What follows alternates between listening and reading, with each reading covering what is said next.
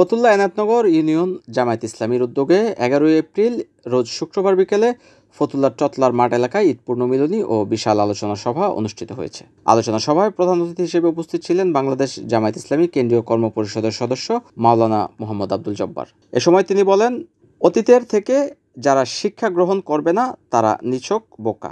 দখলদারিত্ব, চাঁদাবাজি যারা করে তারা কখনোই কোনো দলের হতে পারে না। এ সময় বিশেষ অতিথি হিসেবে উপস্থিত ছিলেন জামায়াতের সহ সেক্রেটারি মোহাম্মদ জামাল হোসেন, জেলা জামায়াতের সহকারী সেক্রেটারি আবু সাইদ মুন্না, জেলা কর্ম পরিষদের সদস্য মাওলানা মুজিবুর রহমান মিয়াজি, আমির ফতুল্লা পশ্চিম মাওলানা নুরুল হক, এনায়তনগর ইউনিয়ন জামায়াতের আমির মাওলানা ইউসুফ মিয়ার সভাপতিত্বে সময় আরো অনেক নেতৃবৃন্দরা উপস্থিত ছিলেন।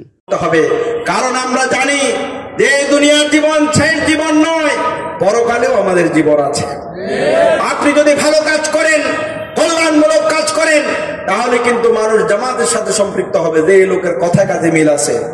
কিন্তু আপনি কথা কাজে মিল নাই, সুন্দর সুন্দর ইমাম সাহেবের মতো কথা বলেন, তাহলে 2-4 দিন আপনারা সালাম দিলেও পরবর্তীতে লোকটা সালাম দিবে না, বলবে যে লোকটা 2 নাম্বার।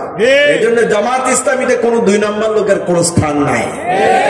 এজন্য খাঁটি হইতে হবে, সংস্কার হইতে হবে। আমি নিজে, আমার পরিবার, আমার সমাজ, তাহলে আমরা একটি উন্নয়নের বাংলাদেশ, সমৃদ্ধির বাংলাদেশ, ক্ষুধা দরিদ্র মুক্ত একটি বাংলাদেশ আমরা গড়ে তুলতে পারবো ইনশাআল্লাহ। সময় যেহেতু একেবারে কম, আপনাদের সাথে দেখা হবে, কথা হবে। আল্লাহ তাআলা আমাদের সকল আয়োজনকে কবুল করুন। ওয়া মা আলাইনা ইল্লাল বালাগ। আসসালামু আলাইকুম ওয়া রাহমাতুল্লাহ। NN TV, Narayanganj.